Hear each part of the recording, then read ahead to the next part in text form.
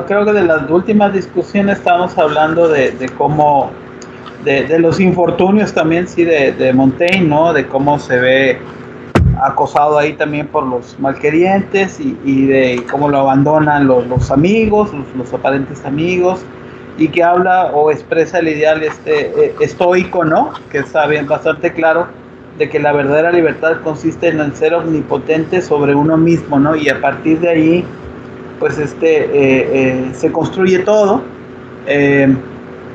También comentaban pues de este carácter testimonial, ¿no? De un ciclo particularmente complicado. También hablábamos de eso, ¿no? De la guerra civil, de la peste, etcétera, etcétera. Hablamos también bastante sobre el asunto de la falta de honor en el ejército, los mercenarios, ¿sí? Más o menos por ahí del ambiente de corrupción, ¿no? Que también describe Montaigne, ¿no? Más o menos un poco por ahí, ¿no? Ya encontré. Ok, voy a empezar a leer una cita que, bueno, de hecho creo que esta ya la leímos. Sí, justo aquí nos quedamos. Cuando estábamos hablando de cómo el Montaigne tenía como un sentido de la historia, de alguna manera detrás de él, ¿no? Y hablábamos de esa cita que dice: en una época tranquila y moderada, fácilmente se preparará uno de los acontecimientos comunes y moderados. Mas en esta confusión en que vivimos 30 años, a todo hombre francés en particular y en general se ve cada momento abocado en la tierra de destrucción de su fortuna. Otro tanto precisa mantener su vigor ayudando de provisiones más fuertes y vigorosas. Y luego dice: agradezcamos al destino el habernos hecho vivir en un siglo no blando, lánguido ni ocioso, el que no hubiera sido por ningún otro medio, se trocará en famoso por sus desdichas. Es justo aquí nos quedamos, no sé más, sí. La idea. Bueno, un poco más adelante Montaigne aquí está hablando de la fortuna, ¿no? Y de cómo hay una cierta fortaleza en ese aguantar el porvenir de alguna manera. Que bueno, también yo creo que se relaciona mucho con lo que el profesor Picos había estado hablando de los estoicos. ¿Sí me escucho bien y todo? Sí, te escuchas bien, te escuchas bien. De acuerdo. Me voy a pasar este párrafo que acabamos de leer y me voy a pasar otro. Y vamos a empezar a hablar de Montaigne, ¿no? Como que aquí empieza una parte muy biográfica de él, donde empieza a hablar de la enfermedad, ¿no? Cómo vive este proceso. Bueno, de hecho me voy a pasar otro más y voy a empezar aquí. He aquí otra agravación de males que me acosó después de los otros. Fuera y dentro de mi casa fui acogido por una epidemia vehemente, como cualquier otra mortífera. Pues así como los cuerpos sanos están expuestos a enfermedades tanto más graves cuanto que solo por ellas pueden ser avasallados, así mi aspecto saludabilísimo, en que ninguna memoria de contagio, bien que a veces estuviera cercano, había logrado arraigar, llegando a envenenarse, produjo en mí extraños efectos. Cita en latín. ¿Alguien de ahí la tiene? Mista senum et juvenum. A ver. Mista senum et juvenum de Santur funera nullum saba caput proserpina fugit, que quiere decir: viejos y jóvenes bajaban mezclados a la tumba y ninguna cabeza escapaba a Proserpina. Miren qué habilidad tengo para el latín, ¿eh? Qué barbaridad. Qué barbaridad. Más adelante hay una cita bien bonita que habla de cómo ni siquiera las murallas lo pueden proteger. Pero bueno, sigo. Hubo de sufrir la graciosa condición de que hasta la vista de mi propia casa me ocasionara espanto. Todo cuanto en ella había sin custodia estaba y a la merced de los que la codiciaban, ¿no? Hablábamos de este miedo que tiene Montaigne de alguna manera de que alguien llegue a su casa y se lleve lo que tiene. ¿Sí? Y volvemos a la idea de la pérdida, ¿no? Y volvemos a la idea de la fortuna y cómo es importante, vaya, saber enfrentar la fortuna es saber de alguna manera enfrentar la posibilidad de perder. Yo que soy tan hospitalario, me vi en la dolorosísima situación de buscar un retiro para mi familia, una familia extraviada que me entraba a sus amigos y a sí misma se metía miedo y horror donde quiera que pensaba establecerse. Habiendo de mudar de residencia, tan luego como de uno del séquito, empieza a sentir dolor en la yema de un dedo. Todas las enfermedades son consideradas como la peste. Carece de la necesaria tranquilidad de espíritu para reconocerse. Bueno, me paso esto. Me paso la cita un poquito más adelante. En este lugar la parte de mis rentas es anual. La tierra que 100 hombres para mí trabajaban quedaron por largo tiempo sin cultivo. Aquí voy a empezar a hablar un poco acerca de los peones. ¿Qué ejemplos de resolución no vimos por entonces en la sencillez de todo aquel pueblo? Generalmente, cada cual renunciaba al cuidado de la vida. Las vidas permanecían intactas en los campos, cargadas de su fruto, que es la principal riqueza del país. Todos, indistintamente, preparaban y aguardaban la muerte para la noche o el día siguiente, con semblante y voz tan libres de miedo que habríase dicho que todos estaban comprometidos a esta necesidad, y la condenación era universal e inevitable. Y siempre es así, pero de cuán poca cosa depende la firmeza en el sucumbir.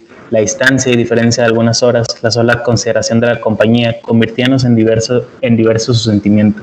Ved aquí unos cuantos. ¿Por qué sucumben en el mismo mes niños, jóvenes y viejos? Nada ya acierta a transirlos. Las lágrimas que se agotaron en sus ojos. Algunos vi que temían quedarse atrás, como en una soledad horrible.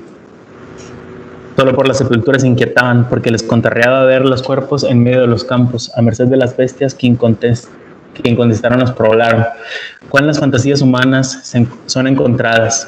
Los neoritas, pueblo que Alejandro subyugó, arrojaba los cadáveres en los más intricados de sus bosques para que fueran devorados. Era el solo sepulcro que entre ellos fuera dignamente considerado. Me paso al siguiente párrafo, y este es un párrafo bastante importante porque aquí Montaigne vuelve a regresar a la idea de ciencia y arte, ¿no? Y como cuestionar de una manera bastante escéptica, de qué nos sirve. Casi todas las instrucciones que la ciencia posee para más aparatosas que efectivas y sirven más de ornamento que de fruto. Volvemos a la idea de la artificialidad que creo que otra vez está presente, ¿no? De alguna manera Montaigne. Abandonamos la naturaleza y queremos enseñarle a la lección, siendo así que nos conducía tan seguro y felizmente, y sin embargo, las huellas de su instrucción y los casos que merced a la ignorancia queda de su imagen sellaron la vida de la estatura rústica de hombres toscos. La ciencia misma se ve obligada todos los días a pedírselo prestado para con ellos fabricar un patrón al uso de sus discípulos, de constancia, tranquilidad e inocencia. Hermoso es ver que los urbanos, repletos de tan lindos conocimientos, tengan que imitar esta torpe simplicidad, e imitarla en las acciones más elementales de su fortaleza, y que nuestra sapiencia aprenda de los animales mismos las más útiles enseñanzas aplicables a las más grandes y necesarias partes de nuestra vida, a la manera de vivir y morir, cuidar de nuestros bienes, amar y educar a nuestros hijos, y ejercer la justicia, singular testimonio de la enfermedad humana, que esta razón que se maneja a nuestro albedrío, encontrando siempre alguna diversidad y novedad, no deje a nosotros rasgos visibles de la naturaleza. De ellos se hicieron los hombres como los perfumistas del aceite, sofisticáronla con tantas argumentaciones y discursos traídos de afuera que se le trocó variable y particular a cada cual y perdió su carácter propio, constante y universal, precisándose así buscar el testimonio de los brutos, no sujeto a favor ni a corrupción, ni tampoco a diversidad de opiniones, pues es bien cierto que ellos mismos no siguen invariablemente la senda de la naturaleza, pero las partes donde se desvían es tan pequeña que siempre advertéis la traza. De la propia suerte que los caballos que se conducen a la mano, si bien pegan bote y van de aquí para allá, siempre se mantuvieron sujetos por la brida y siguen constantemente el paso de quienes los guían, y como el halcón toma un abuelo por sujeto a su fiador. A mí me llama mucho la atención, este comentario, ¿no? Montaigne en todo este ensayo acerca de los animales y la relación que tienen con la naturaleza, ¿no? Y hay algo bien interesante de este pasaje, es como parece que la queja de Montaigne es como esta subversión de como si la naturaleza diera lugar a la ciencia, pero luego como que la ciencia rebelde se volcara de regreso hacia ella, ¿no? Y esta ciencia es como la decadencia, ¿no? De alguna manera, la decadencia del orden natural que parece no que no deba de ser cuestionado, ¿no? Pero que se tiene que seguir, ¿no?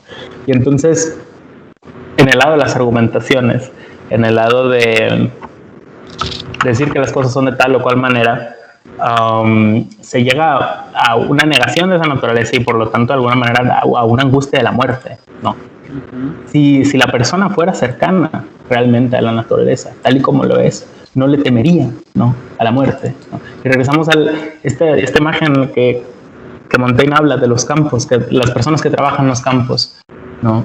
Y cómo la muerte no es algo tan significativo para ellas, ¿no? Cómo no la piensan, cómo no la reflexionan, ¿no? Siento que Montaigne está como partiendo de que ahí hay un cierto valor. Creo que también cuando se refiere a la ciencia, bueno, el panorama general desde el cual piensa Montaigne al hombre, es decir, como parte o la naturaleza humana es como parte de todo esto que es la naturaleza, ¿no? El hombre crea la ciencia, es decir, crea artificialidad, y de algún modo, recordemos, estamos en los albores de la construcción de la modernidad, de esta idea que va del dominio del hombre hacia la naturaleza. Pero Montaigne constantemente nos está recordando que este dominio es absolutamente fingido y aparente, porque porque somos parte de esa naturaleza y destaca continuamente la fragilidad de la condición de su propia salud, ¿no? Y el ejemplo más pedagógico, por así, me recuerda un poco, no sé, la literatura latina, ¿no? Y estas metáforas que hacen, ¿no? De cierta sabiduría para vivir, ¿no? Que, por ejemplo, encontramos, no sé, en las fábulas, ¿no? Donde los animales, sin tener tanta ciencia ni tener tantas preocupaciones vanas, saben cómo vivir y saben cómo morir, ¿sí?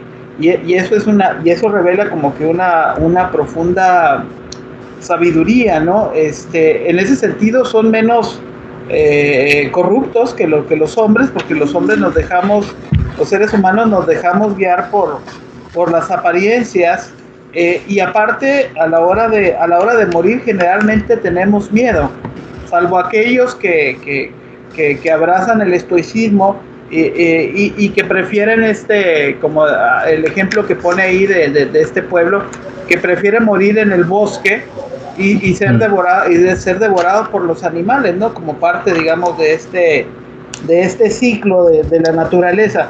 Pero insisto, yo creo que hay una crítica muy interesante a estos inicios de la modernidad, ¿no? Cómo de alguna forma este aparente conocimiento, esta aparente sapiencia o sabiduría, en realidad petulancia, ¿no? Presunción, nos aleja de esta sabiduría originaria, ¿no? Sí, Mariana, ¿ibas a hacer algún comentario? Adelante. Sí, perdón. Hola, buenos días, buenas noches. No sé, o sea, esto de Montaigne que dice que como no pensar, o sea, no sé si lo estoy entendiendo correctamente, o sea, es el no pensar en la muerte nos hace acercarnos más a la naturaleza. No, más al contrario, no. O sea, pensar en nuestra fragilidad y en nuestra mortalidad y aprender también un poco del ejemplo que nos ponen los animales, ¿no? Sin tanta artificialidad.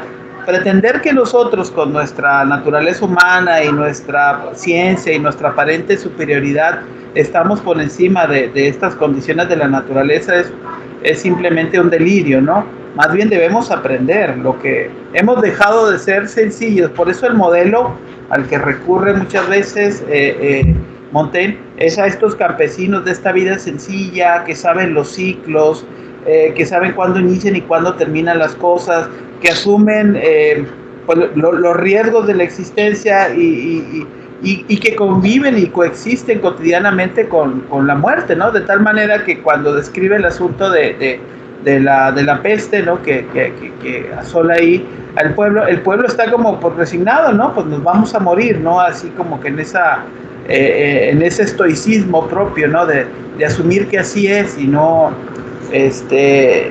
y no revelarse también un tanto a ese designio que es parte no de Dios sino de la naturaleza misma. No sé cómo lo veas tú, Patricio.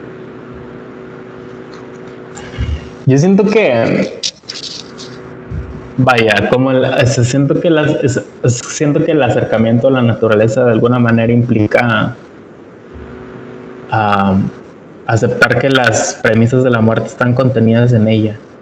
Pero ni siquiera, es que a veces siento que ni siquiera quiere Montaigne que vaya, como más adelante lo dice, ¿no? Pero como la angustia de la muerte de alguna manera reducir la vida a eso, la parte de la muerte, y entonces aceptar la naturaleza implica pues decir, pues sí, me voy a morir, ¿no? Y ya está, ¿no? Pero no otra vez siento que es un dejar ir, siento que es como un proceso incompleto en el sentido de como que ni siquiera se tiene que pensar tanto, ¿no? O sea, es que creo que eso está de fondo. No sé. pero también ahí está esta idea del aprendizaje por el modelo, ¿no? Simplemente cuando observas ahí que está en la naturaleza, pues ese es el modelo de aprender, porque la actitud juiciosa, vuelvo al asunto reiterado muchas veces de la vertiente estoica del pensamiento de Montaigne, la actitud juiciosa es aquella que mira atentamente a la naturaleza, conoce sus ciclos, asume la finitud, siempre está presente esta idea, aunque a veces me parece que esta finitud y este sentido de la mortalidad es así como que una idea muy tóxica. Con Montaigne se quiere morir desde antes de morirse. No sé cómo lo vean, no veo así como esa obsesión, ¿no? Dice Carla, yo pienso que puede ser porque hay algo inevitable en la naturaleza y en la muerte, los campesinos pueden en esto una semejanza. A diferencia del hombre moderno que todo quiere cambiar o que se cree en control de todo. Pues sí, ese es el asunto, ¿no? Y en verdad,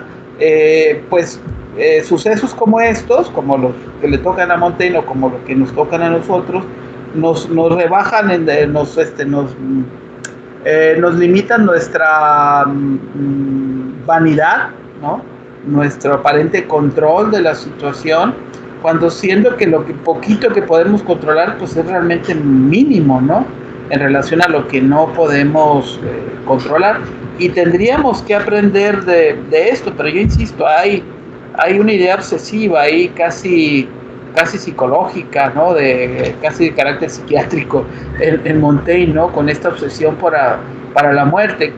Según las interpretaciones, tiene que ver con muchos conflictos ahí irresueltos, ¿no? También, se muere el padre, se muere su amigo, el tiempo no le satisface, su tiempo histórico no le satisface, está lleno de presencias trágicas, ¿no? Dice Elías, Apeles empapa el ejemplo socrático del cómo morir, lo menciona más adelante, sí, cómo morir, pero al mismo tiempo en otros capítulos también dice, bueno, pero también está el saber vivir. Pero creo que, no sé, pienso que la manera en cómo escribe Montaigne tiene que ver justamente con su estado de ánimo, porque este capítulo refleja pues toda la tristeza por tener que salir, abandonar, la incertidumbre, el recuento de sus desgracias y demás. Y es que Montaigne nos comunica la emoción del momento, ¿no? Entonces eso es lo que estamos leyendo, es como si nos estuviera como que platicando, ¿no? Testimonio de sus desgracias, ¿no? Yo por lo menos lo veo así, no sé ustedes. Bueno, había hecho la pregunta porque no sé si estoy de acuerdo con Montaigne en esto de que acercarnos a la naturaleza, o sea, es como separarnos de la muerte, o sea, que sea como algo natural, o sea, quizás los animales no están conscientes de sí mismos, no tienen un yo, ¿no? Entonces, al no tener como una conciencia del yo, tampoco tienen conciencia de su muerte o de la finitud de su vida, ¿no? Entonces, eso es algo inherentemente humano y eso es lo que nos hace humanos. Entonces, creo que es como utópico pensar que el humano puede desprenderse de la idea de que va a morir. O sea, podemos ignorar el hecho de que vamos a morir, ¿no? Y no traerlo presente en el día a día, pero esta conciencia de saber que vamos a morir en algún momento es lo que, pues es parte, ¿no? De lo que nos hace humanos. Entonces, Sí, de acuerdo, sí, es el carácter de conocer nuestra finitud nos hace humanos, y eso es en algún sentido es una virtud y en otro es una desgracia, ¿no? Aunque también podríamos señalar que en los animales, ¿no? Sin esa conciencia, quizás también sí sea detectable ver cierta intuición de la muerte, ¿sí? Por lo menos en algunos animales sí hay esta intuición, ¿no? Cuando da paso al cansancio, al no seguir, al esperar, ¿no? Al esperar pacientemente la muerte, ¿no? No es que sea producto de una conciencia de un yo, por supuesto que no, pero sí, ¿no será que también, pregunto a todos, a todas.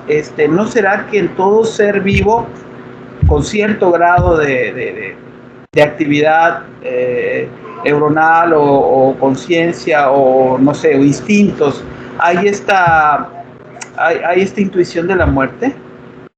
¿No creen? Un perro, un gato, un caballo, ¿sí, Elías? Buenas noches. Sí, justamente, a pesar de que existe cierto distanciamiento por esta conciencia del yo y y el carácter, parece innato de nuestra muerte o del conocimiento de la muerte, me parece que podríamos considerar también que hay aspectos, perdón, éticos que tenemos que ponernos en una horizontalidad con los animales, y creo que es lo que trata de hacer Montaigne. O sea, no de hacer no trata de hacer una bioética o una zoética actualmente, ¿no? Y me remito a Paulina Weber en su compilación de conferencias para justamente responder esta presunta conciencia o no conciencia de los animales, ¿no? Yo podría pensar que los animales, y coincido con Montaigne en ese aspecto, que saben cómo vivir, ¿no? Y saben cómo morir, contrario a lo que pareciera que el ser humano conoce o pretende saber, ¿no? Que es la muerte. Y creo que es bastante interesante. Yo esto lo platico porque recuerdo leí a Paulina Weber en esta compilación de perspectivas filosóficas hacia los animales, que es bastante interesante y justamente toca este tema, que a lo mejor igual ya con más tiempo la siguiente semana lo podremos platicar. Igual creo que tengo el PDF, si les interesa. Bueno, si lo platicamos fuera de clase porque estaremos en vacaciones. Claro. Pero sí, bueno, creo yo que aunque obviamente no está en el horizonte del pensamiento de Montaigne esta idea de la bioética o la zoética, ¿no? Que son ideas muy interesantes, que tienen que ver también con esta perspectiva general de que finalmente todos somos parte de la naturaleza. El dolor es una condición universal de todo ser que tiene algún tipo de actividad neuronal o sistema nervioso, ¿no?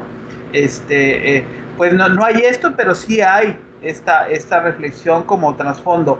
Pero creo yo que el asunto es dónde está el aprendizaje de ese bien morir, ¿no? Y de ese bien morir cuando la circunstancia dicta que no hay otra cuestión, ¿no? O sea, porque este es un momento radical, ahora sí, de una auténtica y radical soledad, que eso es lo que continuamente toda nuestra vida le hemos estado dando vueltas, le hemos estado sacando, ¿no? Pero de ahí no hay nadie que nos salve, ¿sí? De ahí no hay nadie que nos salve. Por eso el aprender a bien morir es tener esa conciencia, es también como una condición del saber vivir, ¿no? De esto que decíamos de despejar los miedos, que eso resulta fundamental, ¿no? Dice Mariana, es algo más sensible, pero la relación con la muerte en los animales no es un proceso reflexivo como tal. No, pues no es un proceso reflexivo, por eso ya hablaba de una especie de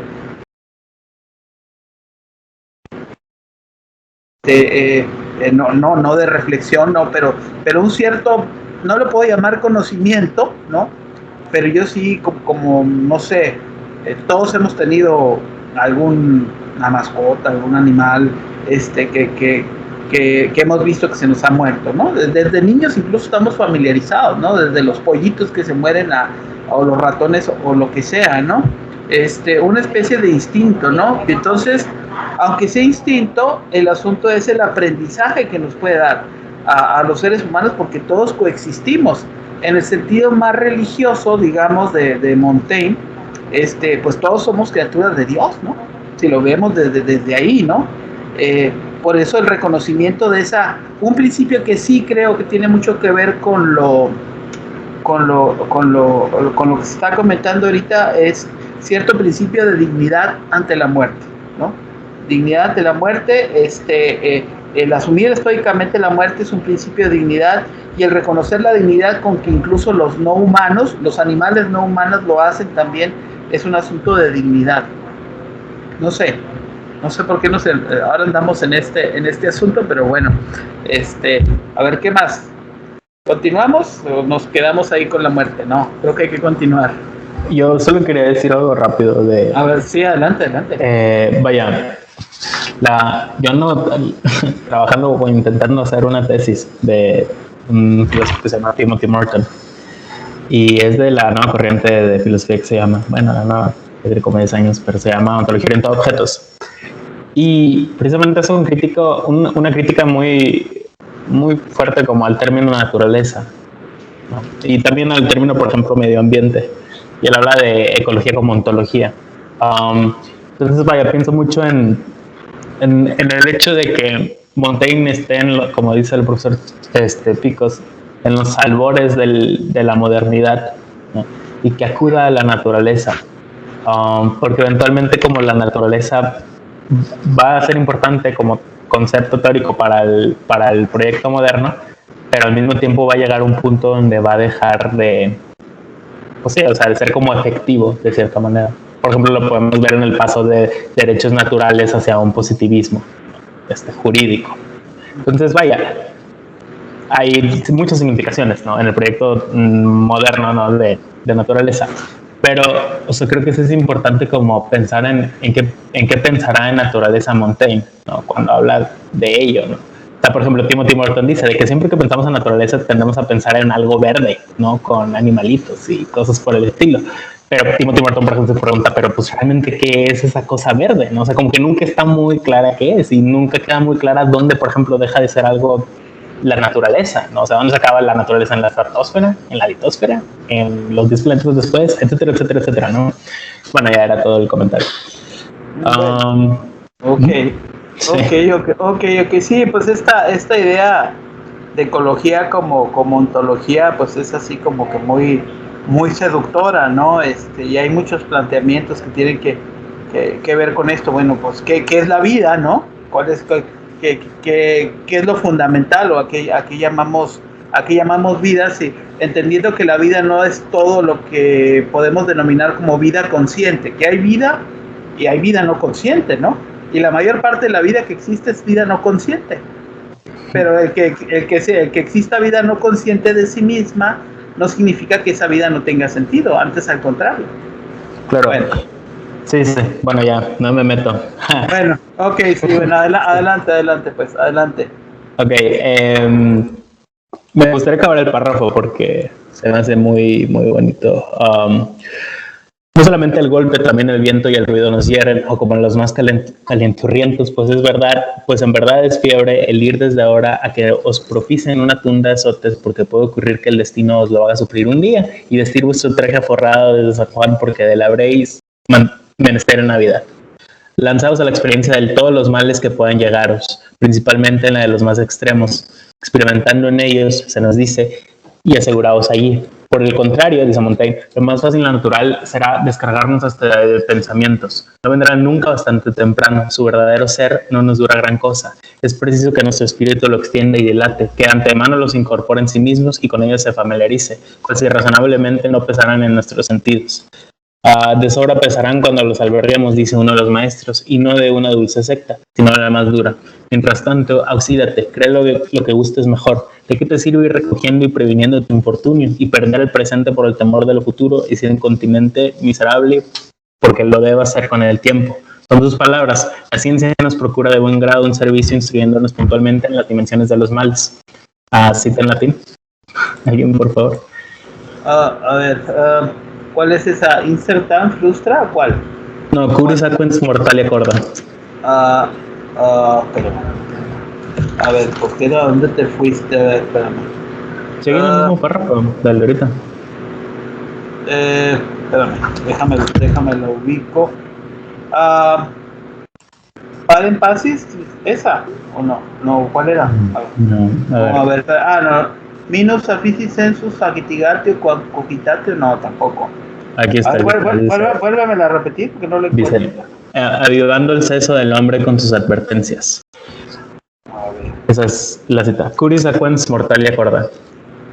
Bueno, dice, avivando el hombre de la nada, sería una lástima que una parte de su magnitud es capaz de a nuestro sentimiento y conocimiento. Me sigo. Verdad es que casi toda la preparación de la muerte no procura mayor tormento que el sufrirla. Con verdad fue dicho en lo antiguo y por un autor muy juicioso.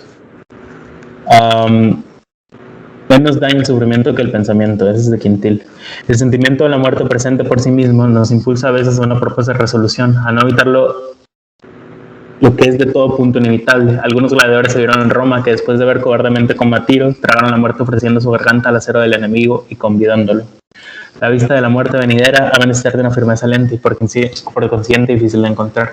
Si no sabéis morir, nada os importa. La naturaleza os informará al instante suficiente y plenamente y cumplirá con exactitud esta tarea por vosotros. No os atormentéis por vuestra ignorancia. Entonces, bueno, esta parte del comentario donde está hablando como de la ciencia, hablando de la muerte como una cuantificadora, ¿no? Y esta cuantificación parece que se le escapa algo, ¿no? Y vaya, creo que hay una parte donde se vuelve medio repetitivo esta parte, son como 10 páginas donde solo se empieza a hablar de la muerte y de la muerte y de la muerte. Sí, pero bueno. Pues hablaba yo de esa obsesión de que recurre una y otra vez a lo mismo, de que habla de que la filosofía es la preparación para la muerte, etcétera, etcétera, ¿verdad? Sí. Me voy a saltar un poco adelante. Ya comentaste, o vas a comentar esa parte que habíamos dicho la vez pasada, ¿no? Bueno, nos dice, yo opino que la muerte es el fin y no la finalidad de la vida. Claro. Yo no sé si ya me la salté. Mira que sí te la saltaste, porque la comentamos nada más la sesión pasada, ¿no? Sí. El parágrafo dice, pero yo opino, tota filosoforum vita commentatio mortis est, pero yo opino que la muerte es el fin y no la finalidad de la vida, porque esta debe tener por objetivo el de estudiarse, arreglarse, soportarse y conducirse, ¿no? Es decir, sí, saber vivir, ¿no? De hecho, justo era el párrafo que venía. Sí, dice, si no supimos vivir es injusto enseñarnos a morir, deformando así la unidad de nuestra existencia. Si supimos vivir con tranquilidad y constancia, sabremos morir lo mismo. Uh-huh. Y luego viene la parte esta en latín que acaba de decir el profesor. Y bueno, sí. Uh-huh. Esta es una parte. Uh-huh. Esta sería la de cedo la tempestad que me arrastra y a bordo donde me lleva, la de Horacio. ¿O sí, no? Sí, no. ¿Verdad? Oh, qué la casa. Dice, la vida entera de los filósofos es una explicación o comentario de la muerte. Sí, bueno, ok, sí, es la que dije antes, sí, está bien. Sí. Uh-huh. Esa es la adelante. Bueno, me salto el párrafo que viene, la cita en latín que viene y empezó a hablar otra vez de los campesinos aquí. Nunca vi los campesinos de mi vecindad entrar en meditación sobre el continente y la firmeza con que soportarían estas horas postreras. La naturaleza los enseña a no pensar en la muerte sino es cuando dejan de existir y entonces adoptan mejor postura que Aristóteles, para el cual es doble suplicio al acabar, primero por este mismo y luego por la premeditación. Por eso César pensaba que los menos previstas muertes eran las más dichosas y las más ligeras. Me sigo. Este párrafote aquí mete una cita completa de la apología socrática.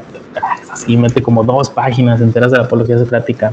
¿Quieren que nos los echamos esa parte? No? Tú decides si quieres sintetizarla, porque luego habla así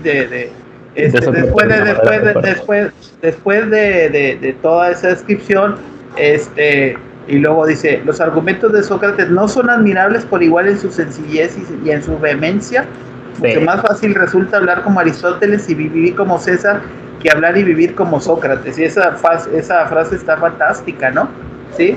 Porque esto comprende un grado extremo de perfección y dificultad no conseguible por el hombre.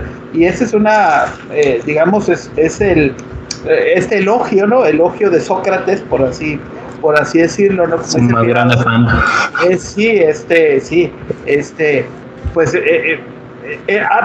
Pone, digamos, mucho más alto la congruencia de Sócrates que que todo el discurso platónico o toda la ciencia aristotélica con la que se ha construido y todavía pervive en su tiempo, claro. Toda la idea de la sabiduría y la ética y todo eso, ¿no? Entonces como que regresa a esta sencillez de la inteligencia diáfana de Sócrates, ¿no? Y del ejemplo que siempre va a representar, ¿no? Sí, claro.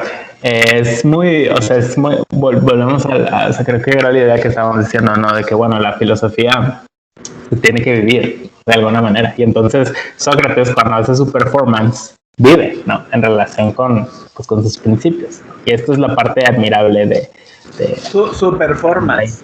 Sí, es un performance. Lo que hace Sócrates es puro performance. Los filósofos son entonces como actores. Pues en este caso, o sea, vaya, de que yo pienso que el acto de Sócrates tiene algo de estética, ¿no? O sea, pasa de ser algo más que... Tú puedes leer la metafísica de Aristóteles y entenderla, ¿no? De alguna manera, puedes intentarlo. Pero Sócrates lo tienes que conocer como en su vida, ¿no? Y yo pienso que hay una estética ahí impuesta en decir, bueno, dame la cicuta, ¿no? Y tal, y tal, y tal. O sea, yo digo que es performance. Bueno, sí, si se vale trasladar el término a las categorías modernas, pues está bien, ¿no?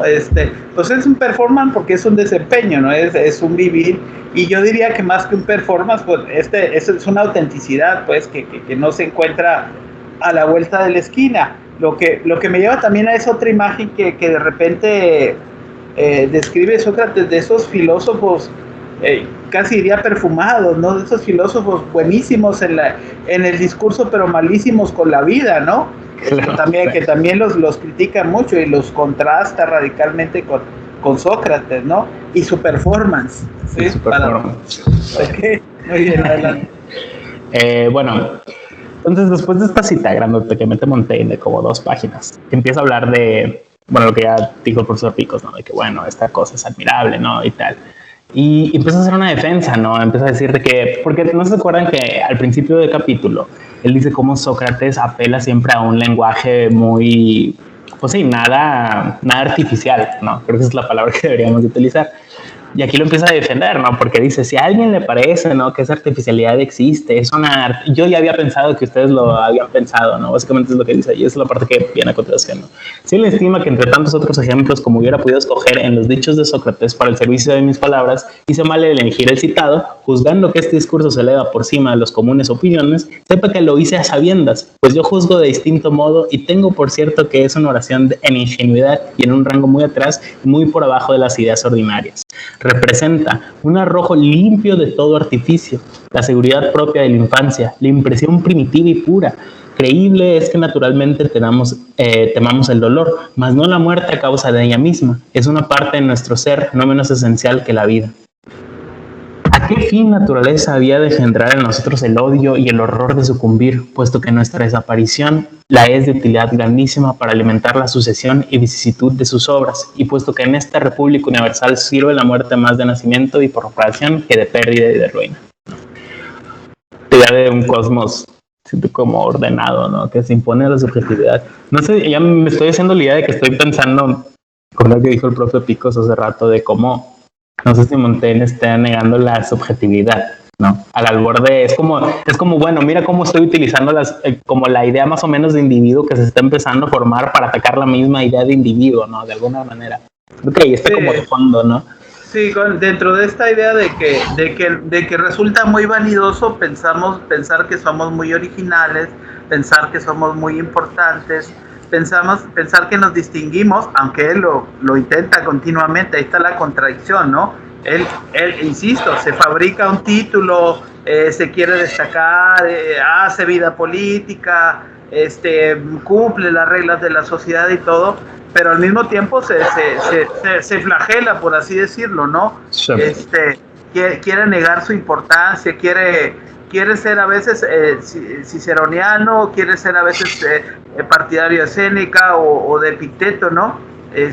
Pero es justamente esta contradicción, diría yo, y esta tensión también que se da entre el proceso moderno, donde se va construyendo esa subjetividad, y de alguna manera también el modelo cristiano, que que continuamente también es como un refreno, ¿no? A eso, ¿no? Finalmente el modelo cristiano es un modelo de colectividad, ¿no? Es un modelo también de cierta despersonalización, ¿no? Porque finalmente es una especie de participación de la idea de lo divino, ¿no?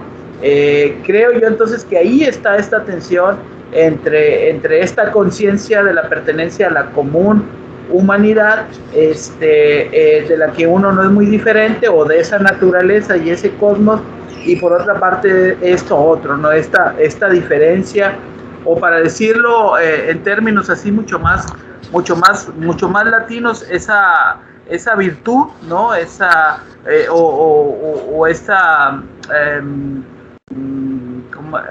el término griego ay, se me fue el término griego de virtud, es arete, ¿no? Que también tan propia, ¿no? Porque esa es la tensión siempre, ¿no? Entre la virtud personal y las necesidades comunitarias, ¿no? Esa tensión de coexistencia siempre que está presente en la vida de todo sujeto, ¿no? No sé. Sí. Yo también lo veo. Ok. Continuamos. Bueno, y aquí viene la cita que el profesor Picos ya había adelantado, que básicamente nos spoileó. Dice: en verdad es mucho más fácil el hablar como Aristóteles y el vivir como César, que no el vivir y hablar como Sócrates. Aquí tiene su asiento el último grado de perfección y dificultad. El arte no puede alcanzarlo. Entonces aquí está esta cita, donde le seguimos tirando a Aristóteles. Me paso al siguiente párrafo. Okay. Y en efecto, ya concedía a la pública opinión que estos adornos prestados me acompañan, mas entiendo que ni me cubren ni me tapan, muestran lo contrario de mi sitio, que no quiere enseñar sino lo propio, lo que por tu naturaleza me pertenece. De seguir mi primera voluntad, en toda ocasión habría hablado sola, pura y llanamente. Todos los días me cargo con nuevas flores, apartándome de mi idea primera, siguiendo los hábitos del siglo y entreteniendo a mis socios. Si esto a mí me sienta mal, como así lo creo, nada importa, a alguien puede serle útil. Hablando de sus escritos, ¿no? que está escribiendo. Se alega Platón y Homero que jamás los vio ni por el forro, y yo he tomado bastantes versos y presas en lugar de distintas fuentes. Aquí estamos, ya me acordé de esta parte. Recuerden que les había dicho que hay una parte donde Montaigne empieza a justificar el hecho de que meta tantas citas. Bueno, es justa esta, ¿no? Y aquí yo siento que hay una idea interesante detrás, porque básicamente lo que está diciendo Montaigne es, pues bueno, de que uno puede citar mucho y acabar un libro de puras citas sin saber de qué se trató el libro, ¿no? Ni saber de qué estás hablando. Pero ahí como en Montaigne siento que, como que la manera en la que se justifica es diciendo que puedes meter una cita y resignificarla, ¿no? Como en otro contexto, ¿no? De alguna manera, ¿no? Entonces como esta intertextualidad en Montaigne, no es nada más porque sí, ¿no? O sea, tiene una justificación, o al menos está tratando de darle una justificación como tal. Y simpatía ni capacidad. Uh-huh. Por ahí leí un artículo que creo que lo compartí ahí en la página. Montaigne no cita en APA. ¿Sí? Sí, lo veis. No cita en APA, ¿no? O sea, pues sí, no tiene ninguna necesidad y usa libremente. Y en todo caso, pues los principios que cita son de situaciones universales, ¿no? Que fácilmente se pueden utilizar también, digamos, en ese juego didáctico de la escritura. Que también está presente, ¿no? Okay. Sí. Bien. Adelante. Así citaba Bucci también. Así citaba Bucci. Bueno, Bucci no me dio clases, pero supongo que sí, supongo que lo hacía, ¿no? Y sin necesidad de andar leyendo ningún libro, casi de memoria. En el libro de política sí cita, no pone fuentes, nada más dice como dice aquí y nada más lo pone. Pero sí. Simpatía ni capacidad, teniendo 1000 volúmenes en derredor mío, en este lugar donde escribo, cogería ahora mismo, si me vinieran ganas, una docena de tales surquidos, gentes que apenas ojeo con qué esmaltar el tratado de la fisionomía. No precisaba sino la epístola preliminar de un animal para rellenarme de alegaciones. Y con esto vamos mendigando una gloria golosa con que engañar al mundo estulto. Estas empanadas de lugares comunes con que tanta gente economiza su estudio apenas sirven para asuntos comunes y solo para mostrarnos, no para conducirnos. Fruto absoluto ridículo de la ciencia que Sócrates censura tan graciosamente en Eutidemo. Yo he visto fabricar libros de cosas jamás estudiadas ni entendidas. El autor encomienda a varios de sus amigos eruditos el rebusco de esta o la otra materia para edificarlo y se contenta por su parte con haber conseguido el designio ligado con la industria el haz de provisiones desconocidas, o al menos el papel y la tinta le pertenece. Esto se llama en conciencia comprar o pedir prestado un volumen, no hacerlo. Es enseñarle a las gentes no que sabe hacer un libro, sino lo que acaso pudiera dudar, que no se sabe hacer. Un presidente se alababa, yo lo oí, de haber amontonado 200 y tantos lugares extraños en una de sus sentencias presidenciales. Predicándolo borraba la gloria que se le tributaba. Cruzánime y absurda vanidad a mi ver tratándose de un tal asunto y una tal persona. Yo hago todo lo contrario y entre tantas cosas prestadas es muy de mi gusto poder disfrazar alguna, deformándola para convertirla a un servicio nuevo. Ahí está la parte de la resignificación de las citas. No sé, perdón, pero en todo lo que decías de esta especie de impostura, no sé, yo pensaba en los investigadores del SNI. a propósito, ¿no? De todo este juego que hacen de citas y de ideas prestadas y de esta masificación también de la producción de textos, pero no de conocimiento, ¿no? Se producen muchos textos, claro, pero no se produce tanto conocimiento, pero es como que también el signo de los tiempos, no nada más me refiero a los investigadores, sino esta condición también presente de la simulación o de la artificialidad y la simulación, de que no es como Sócrates, yo solo sé que no sé nada, sino, no, yo sé y lo cito. Claro.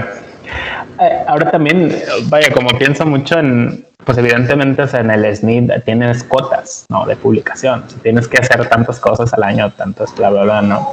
Y de alguna manera eso asume a priori que siempre hay algo como que nuevo que se va a decir, ¿no? O sea, y es un paradigma del conocimiento, pero a veces siento que pues nada más no hay nada que decir, ¿no? O sea, lo que Montaigne te está diciendo es, pues sí, puedes hacer un nuevo libro virtualmente, agarra citas de 20 libros de fisionomía y júntalas juntas, ¿no? Pero pues no estás sabiendo hacer un libro, nada más lo estás reproduciendo, ¿no? Y entonces, pues no sé, de que quizá puede haber ahí una conexión con los tiempos modernos también. Sí, el asunto es que el artificio a veces parece novedad, pero muchas de las cosas, claro, que hacemos en filosofía es un retomar, ¿no? Y darle no sé, es como tomar vino viejo en barricas nuevas, no sé, no se puede utilizar bien la metáfora, ¿no? Pero es eso, ¿no? O sea, es básicamente lo mismo, ¿sí? Sí. Pero sí estamos obligados por esa presión de presentar esas apariencias, ¿no? Pero lo verdadero, lo más intenso, la fuerza de la verdad, aquello a lo que nos compromete el pensamiento filosófico, eso es lo que queda en entredicho. O sea, la autenticidad, la congruencia, que es lo que continuamente Montaigne, para volver a él, alaba de Sócrates, ¿no? Sí, claro, sí, la autenticidad. Difícil morir por la mano de la cicuta. Luego todo lo contrario, y entre tantas cosas prestadas, es muy de mi gusto poder disfrazarlas algunas, deformándolas para convertirlas a un servicio nuevo, exponiéndome a que decirse pueda que fue por inteligencia de su natural sentido, le imprimo alguno particular, modelándola con mi mano, a fin de que sea menos puramente extraño. Aquellos hacen ostentaciones de sus latrocinios, por eso les son perdonados más que a mí. Nosotros, hijos de la naturaleza, ojo aquí con la relación, ya juntó las 4 palabras, fortuna, naturaleza y citas nuevas. Estimamos que haya incomparable preferencia entre el honor de la invención y el de la lección. Si de científico hubiera yo querido echármelas, habría hablado más temprano. Habría escrito en un tiempo más vecino al de mis estudios, cuando disfrutaba viveza mayor de espíritu y memoria, confiado más en el vigor de esta edad que en el del actual, de querer ejercer profesión literaria. ¿Y qué decir si este gentil favor que el acaso me procuró antaño, ofrecido por meditación de esta obra, hubiera acertado a salir a mi encuentro en aquel tiempo de mis verdes años, en lugar del actual, en que es igualmente deseable de poseer que presto a perder? Dos de mis conocimientos, grandes hombres en esta facultad, perdieron a mi entender la mitad por haberse opuesto a sacarse a la luz a los 40 para guardar a los 60. La madurez, ojo aquí, la madurez tiene sus inconvenientes como el verdor y aún peores, La vejez es tan inhábil a esta suerte de trabajo como cualquier otro. Quien quiera que sea que en su decrepitud se violente, comete una locura, se aguarda expresar con ellos humores que no denuncien la desdicha, el ensueño y lo modorra. Nuestro espíritu se constriñe y embota envejeciendo. Me gusta mucho esta cita porque, vaya, como esta idea de que la madurez o la adultez o la vejez necesariamente siempre se puede pensar en términos de sabiduría entera. No, pues no siempre es así, ¿no? Y aquí Montaigne lo dice, pues también se te embotan las cosas en el seso, ¿no? Yo declaro pomposa y opulentemente la ignorancia y la ciencia de manera flaca, lastimosa. Ojo aquí con la palabra ignorancia, que a mí me parece que vuelve a remitir a Sócrates, ¿no? De alguna manera, ¿no? Y la ciencia de manera flaca, lastimosa. Esta, accesoria accidentalmente, aquella de modo expreso y principal. Y de nada trato concretarme si no es de la nada, ni de ninguna ciencia, si no es de la carencia de ella. Escogí el tiempo en que mi vida, que retrató la tenga de toda delante de mí. La que me queda es más bien muerte que vida, y de mi muerte, si como algunos habladores la encontrara, comunicarla también a las gentes despojándola. Bueno, ahí sigue hablando de Sócrates. Me voy a saltar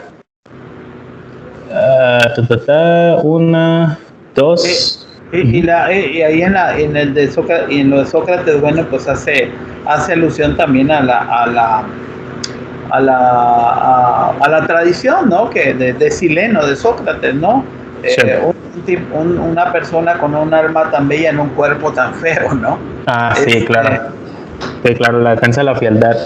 Defensa de la fealdad, sí. Hay una cosa bien rara, como que, no sé, a mí particularmente ese comentario que hace Montaigne en esa parte en específico no me gusta mucho. Empieza diciendo algo así como de que, bueno, es que Sócrates era muy feo, ¿no? Y empieza a hablar, no se acuerdan de ese diálogo de Sócrates donde Sócrates como empieza a justificar con el tamaño de las cosas de su cara como con una mejor función.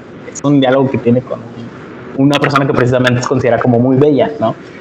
Y bueno, el punto es que como Montaigne empieza a hablar del alma como virtuosa en relación con la fealdad, ¿no? Y dice como dice que solo cuando eres como deforme es cuando eres malo, como en el alma, ¿no? Y es una cosa así como bien oscura que se avienta Montaigne ahí. A mí no me gustó, no sé los demás que piensan. La otra fealdad que con mejor nombre se llama deformidad. Es más sustancial y fácilmente influye en lo interno. No son todos zapatos de cuero pulido, sino todo zapato bien hecho muestra la forma interior del pie, ¿no? Pues sí, bueno, también pues no deja de tener, claro, si esta fealdad, por así, comillas, ¿no? Esta etiqueta finalmente se muestra en un cuerpo justamente deforme que no tiene la virtud intelectual que posee Sócrates, pues entonces sí es feo, ¿no? Porque no hay forma de que luzca, ¿no? Y no hay forma de que uno aprenda de esto, ¿no? Que está allí. Sí, claro. Sí. Un comentario raro a mí se me hace. ¿Sí? Pero bueno. Sí, pero él también no se da mejores flores a sí mismo, ¿no? En otra parte se describirá y dirá, pues yo soy bajito, chaparro, de piernas cortas, muy peludo, malo para montar, y bueno, dice otras cosas que no puedo decir aquí en el contexto, ¿no? Pero habla de su sexualidad empequeñecida, así se pinta, entonces claro. No sé. Claro. Sí. Ahí, sí. Bueno, no sé hasta dónde saltarme ya. Lo que pasa es que les digo que no tengo mi libro y tenía las notas aquí, lo estoy viendo en internet. No sé si el profe quiere destacar alguna cita de las que siguen en específico, porque si no casi me voy a saltar ya hasta el final.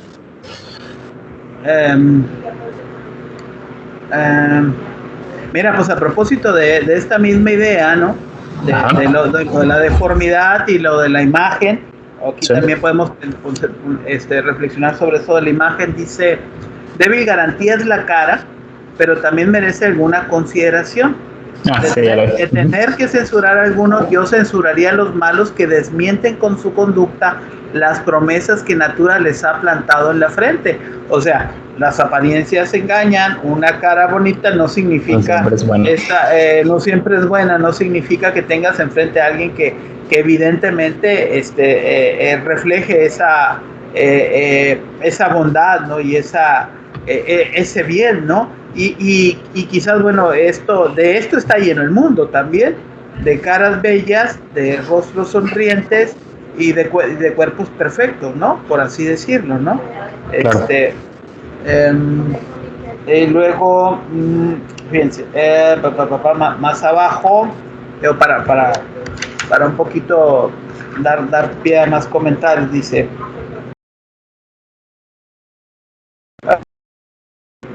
A ver, yo tengo un aspecto favorable en su forma y su interpretación, y luego saca una cita, latina. Qui dixi averme, imo avui creme. Debo decir, tenía. O sea, yo tenía un aspecto favorable, ¿no? Eu tantum atriti corporis osavides. Hay que solo se ven hoy en mí los huesos de un enflaquecido cuerpo. Creo que esta cita tú la habías comentado, ¿no? Me parece, ¿no? Sí. Sí, esto es contrario a lo de Sócrates. A menudo me ha sucedido que el simple crédito de mi presencia y aire hiciera que fiasen en mí grandemente ciertas personas que me conocían poco. Lo mismo me ha valido en países extranjeros favores singulares y raros. Quizás estas experiencias merezcan que particularmente las narre. Bueno, no sé si quieres a partir de ahí destacar algo tú, ¿no? Porque luego es tu exposición, no la mía. Sí. No, es que, bueno, iba a decir unas cosas de ahí, pero es que por el tiempo no quiero que se me acabe antes sin comentar la última parte. Entonces, entonces tú adelante. Bueno, me voy a saltar un poco ahí de la parte, porque habla del despojo, no habla de la amenaza del despojo y todo eso. Sí, la amenaza. Sí. Yo siento que de alguna manera ya, o sea, como que los temas ya están encadenados, ¿no? O sea, están como muy agarrados. Bueno, me voy a saltar y voy a poner en si mi rostro por mí no respondiera. Voy a empezar ahí mero. Voy a poner dos párrafos antes. Y sabes que sí los vamos a leer completitos. Eso es saltar para atrás como en ajedrez. Bueno, sí. A ver. Yo me mantuve siempre alegando el derecho de la tregua, diciéndoles que no les abandonaría solamente la ganancia que mis despojos lograran, lo cual era desdeñar sin promesa de otro rescate. Bueno, me salto la cita. Vi venir hacia mí el jefe ofreciendo dulces. No, sí voy a leer el último párrafo. Si mi rostro por mí no respondiera, si no se leyeran mis ojos y en mi voz la de mis intenciones, no hubiera vivido tan largo tiempo sin querella y sin ofensa, con esta indiscreta libertad de decirlo todo a tuertas y a derechas cuando mi fantasía salta y el juzgar temerariamente de las cosas. Esta manera de expresarse puede parecer, y con razón, incivil y malavenida con nuestros usos, pero ultrajosa y maliciosa nadie ha visto cómo puede parecer, y con razón, no he visto que la juzgue, ni a quien haya molestado mi libertad si de mis labios la oyó. Las palabras que se profieren tienen como otros son y otro sentido. Así que a nadie odio, y soy tan flojo en el ofender que ni aún por el servicio de la razón mismo soy capaz de tomar este partido. Y cuando la ocasión a que a ello me invitó en las condenadas criminales, más bien falté el deber de la justicia. Y luego viene una cita en latín que dice aquí: quisiera que no se delinquiese, pues me falta valor para castigar al que delinque. El Tito Livio. Sí, gracias. Cuéntase que censuraban a Aristóteles por haber sido sobrado misericordioso para con un hombre perverso. Es verdad, repuso, fui misericordioso para el hombre, pero no hacía la maldad. Los juicios ordinarios se exasperan en el castigo en pro del horror del crimen. Esto mismo enfría el mío. El espanto del primer asesinato me hace temer el segundo, y lo horrible de la crueldad primera es causa de que deteste toda imitación. A mí, que no soy más que un simple escudero, puede aplicarse lo que decía de Carilo, rey de Esparta. No puedo ser bueno porque no es malo para con los malos. O bien de otro modo, pues Plutarco lo muestra en dos términos, como mil otras cosas diversas y contrariamente. Menester es que sea bueno, puesto que lo es hasta con los malos mismos. De la propia suerte que en las acciones legítimas me contaría emplearme cuando se trata de aquellos a quienes las advertencias molestan. Así también, a decir la verdad, en las ilegítimas tampoco me empleo muy gustoso, aun cuando se trate de gentes que en ellas se consienten. Y aquí se acaba el... Y ahí se...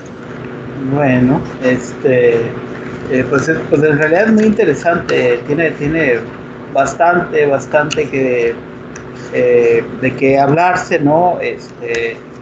Creo que la reflexión sobre la muerte, la confesión de sus temores y sus miedos, el testimonio de su tiempo, la defensa del socratismo, no sé, hay muchos temas ahí que La fortuna. La fortuna, ¿no? La fortuna, la idea de la naturaleza, bueno, ya dijimos el tema permanente de la muerte. Y bueno, ahí está la naturalidad de Montaigne, ¿no? Ahí está ese retrato en que insiste mucho en mostrar a los demás, ¿no? No sé si quieren agregar algo más, ustedes, compañeras, compañeros, sobre esto. Yo sugeriría, a reserva de que les confirme si tenemos sesión o no el viernes, porque pues hay que bajar un poquito el ritmo y la intensidad para darnos tiempo a leer con calma. Pudiéramos continuar con lo que había yo dicho de este capítulo 13 de la experiencia, que creo que lo había mencionado yo en sesiones anteriores. Podríamos empezar a verlo y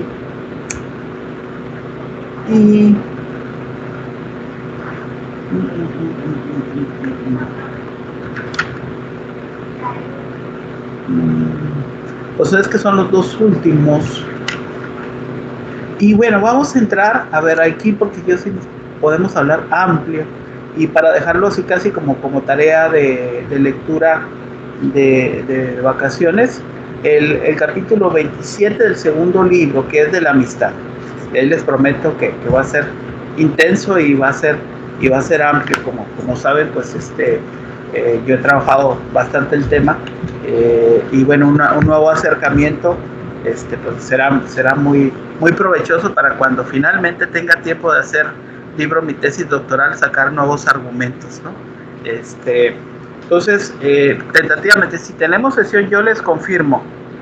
Trabajamos que ya hemos dicho de la experiencia, recuperando algunas cosas.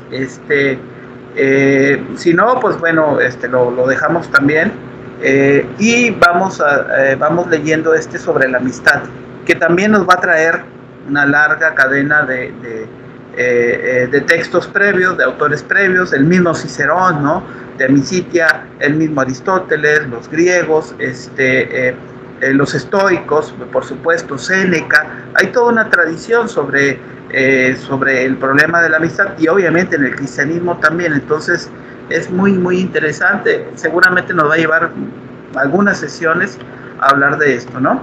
No sé si quieran agregar algo más. Yo opinaría que la injusticia, ¿no? Al orden, Elías nos hiciera la próxima exposición. Se hace el viernes, no lo sé. Yo sugeriría que le pausáramos tantito, por cuestión de sanidad mental, pero regresando, pues también podría, Elías y yo comentamos de la experiencia, y para dar pie ya al tratamiento del problema de la amistad, donde yo les pediría también a Carla María, a las Carlas que están por ahí, y a Mariana también, que intervinieran en esto, ¿no? Para hacer así como que más dialógico todavía el seminario. ¿Les parece? ¿Sí? Ya será cuestión de ponerse de acuerdo, ¿no? Pero sí para comentar